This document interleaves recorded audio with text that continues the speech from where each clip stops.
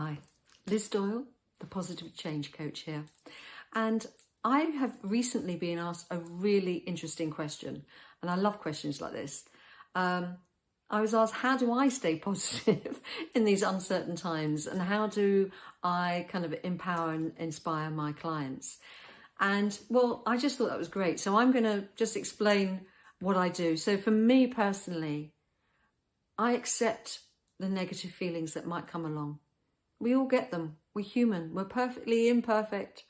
And that's what human emotions can affect us all. I'm not some shiny thing that wouldn't be real, would it? I have my problems. I have my challenges.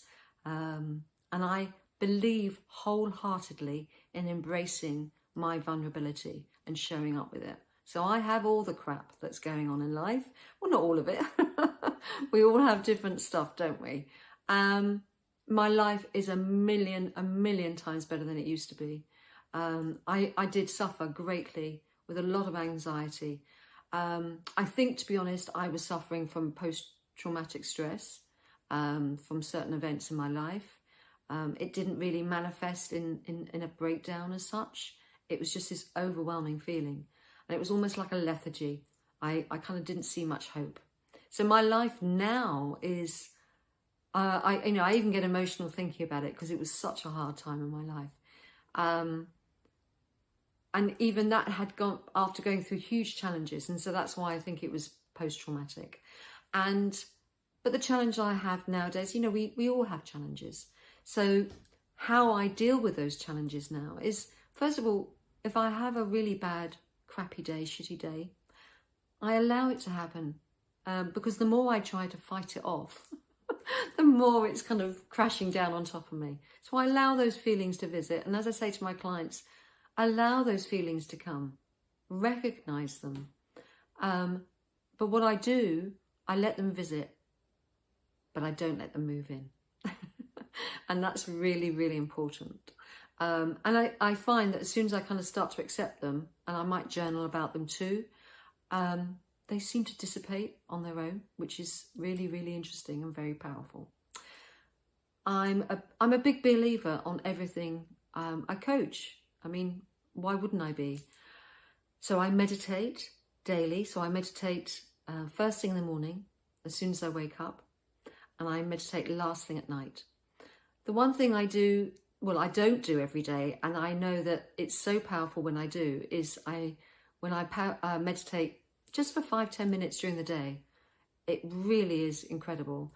But I still find that I'm kind of keep going, and don't give myself that time.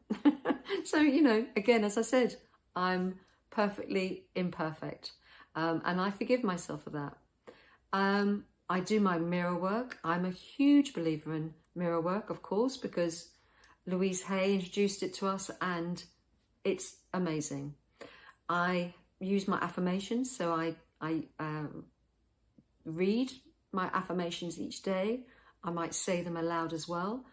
But there's some I will just say as I'm walking around the house, like I approve of myself. Or first thing in the morning is I'm open and receptive to a wonderful day. Or I'm open and receptive to all good. Not some, but all good. And it just works. And I just say to myself things like, this is going to be an amazing day. Because I so believe the more you start your day with those positive intentions, it's going to carry on like that most of the time. And what else do I do? I'm now racking. Well, how do I inspire my clients or empower my clients?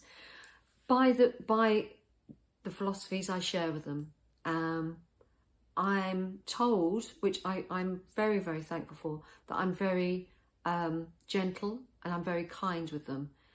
Because I find that in life, the more that we can love and accept ourselves, the more that we can make real, long-lasting, positive changes. Because we are all unique beings and we all have worth. We're all here for a reason. And the more we can accept that and know that we don't need to do or be anything to prove that worth, then our lives can be a lot better.